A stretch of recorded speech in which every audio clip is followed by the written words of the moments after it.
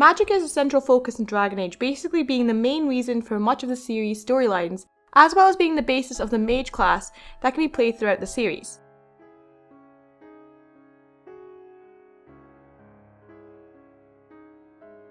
Hi, this is Rima from Odyssey Gaming, and today I'll be looking at part 3 of our Dragon Age lore miniseries that will focus on magic and how it's seen and affected in the world of Thedas.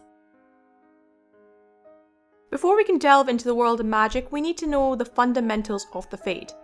In Dragon Age there are seen to be two realms, the waking world where Thedas resides, and the Fade, a realm where spirits and demons reside. These two worlds are separated by a thin layer known as the Veil.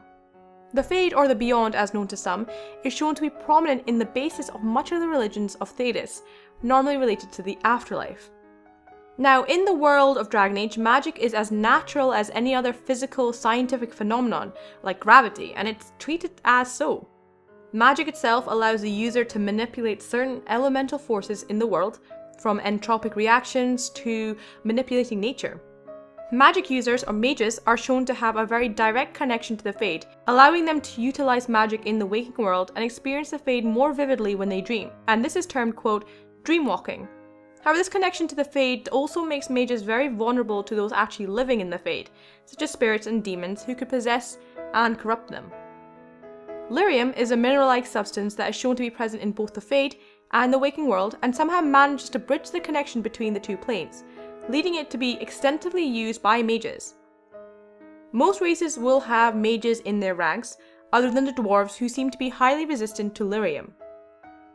Mages are also shown to have some form of genetic connection, with a child more likely to present with magical talents if both their parents are mages. This is perceived differently in different cultures, where mages are restricted from procreating with each other, to the Tevinter Imperium where mages are seen as an advantage. Therefore, marriages are arranged to encourage mage children. Though at training mages can be impressively dangerous, they aren't without limitations. Being able to teleport or being able to raise the dead are things that are out of the reach of most mages, unless the user utilizes a lot of lyrium or resorts to blood magic. Though mages can utilize a variety of different elements in the natural world, many mages choose to specialize in specific schools of magic. Some of these schools are perceived very differently, from being revered to being reviled. One of the two schools of magic that doesn't actually have a connection to the Fade, blood magic, draws power directly from the blood. The user utilizes blood, or a person's life force, to fuel their magic rather than using mana. Though blood magic is common practice in Tevinter, it is reviled in the rest of Thedas and is highly dangerous. Normally involving blood sacrifices, a blood magic user can influence others by not only entering the Fade like other mages, but also allows them to infiltrate people's minds, influencing their decisions and memories, and there are quite a few blood mages throughout the series, including Corypheus, Merrill, Uldred, and even Dorian Pavis' father. The other school of magic that doesn't involve a direct connection to the Fade is shown by its name, and this form of magic is connected to the BLIGHT. Not generally seen in regular mages, BLIGHT magic is utilized by the Darkspawn. Seen to be linked to the taint the Darkspawn actually have, it's also theorized that Grey Wardens could also use this magic. The most notable use of this magic was actually seen by Corypheus, who influenced the Wardens throughout the series. Following the school of creation, one of the schools of matter, creation magic involves creating objects rather than destroying it.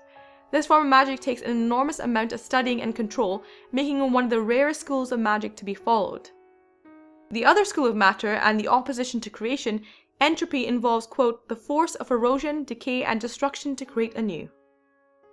The opposite to spirit magic, and one of the two schools of energy, this is probably what most people would consider, quote, magic, and involves utilizing fire, ice, and lightning attacks. Involving the study of the spirit and mana, and one of the two schools of energy, spirit users tend to utilize invisible forces that come directly from the Fade. Force magic is pretty much what it sounds like. It allows users to push and attack enemies and defend using invisible telekinetic forces. Bethany is probably a very notable user of this form of magic.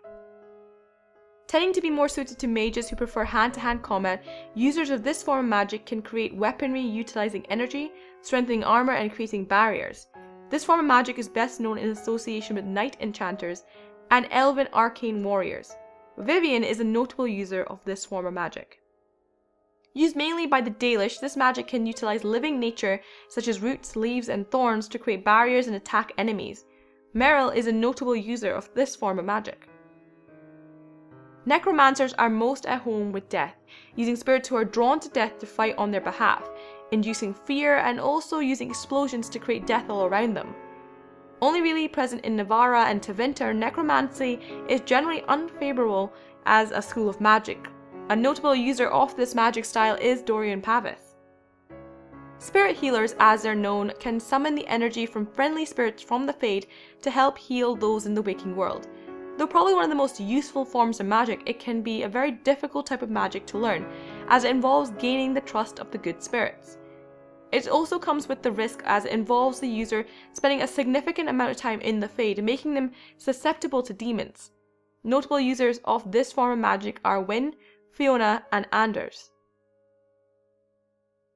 A specialized form of magic, the users of the Fade magic style intensely study the Fade, allowing them to create a bridge between the Fade and the waking world, allowing them to drag objects from the Fade to use as an attack. A notable user of this style of magic is Solus. A very, very rare form of magic, and treated as a rumor by the Circle of Magi, shapeshifters can transform into animals. Being incredibly difficult to master, mages need to master one form at a time and are thought to be the magic of witches. Notable users of this magic style are Morrigan and Flemeth. As with the different schools, magic is treated quite differently depending on where it is practiced. Being the dominant religion in Thedas, the chantry very much dictates how mages are perceived. According to Andrastian teachings, magic is made to serve man.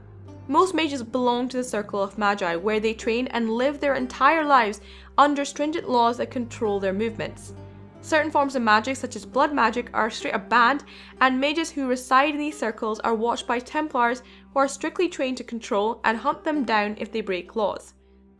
Those mages who do break chantry law or are unable to control their abilities are made tranquil, which is when their connection to the Fade is severed, removing their ability to control magic, dream, or even convey emotion. Those who choose to live outside the circle are called apostates and are basically criminals at the risk of being hunted by Templars.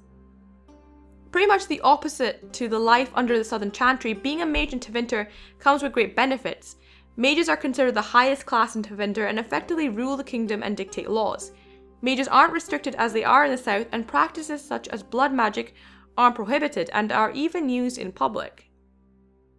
Dalish see practicing magic as a way of learning more about their history, as ancient elves were strongly connected with magic. The Dalish do understand, however, that there is a danger to magic, and do see the benefit of keeping numbers of mages in each clan to a very small specific number. The Dalish also favour healing and natural magic, and normally stay away from using blood magic. Cerebas, as a Qunari mage would be called, are extremely well trained and dangerous. These mages are normally placed in servitude, bound, leashed, and sometimes even having their tongues cut out. However, even though in these extreme conditions, Qunari mages are willing to go through these tortures as they believe that they could be a threat to the overall Qun. They even pity mages from other lands as they believe that they don't recognize the threat that they could actually pose. So that's an overview on magic, the different forms of magic, and how magic itself is perceived throughout Thedas. And it's a very brief overview as magic is such an extensive subject in the Dragon Age series.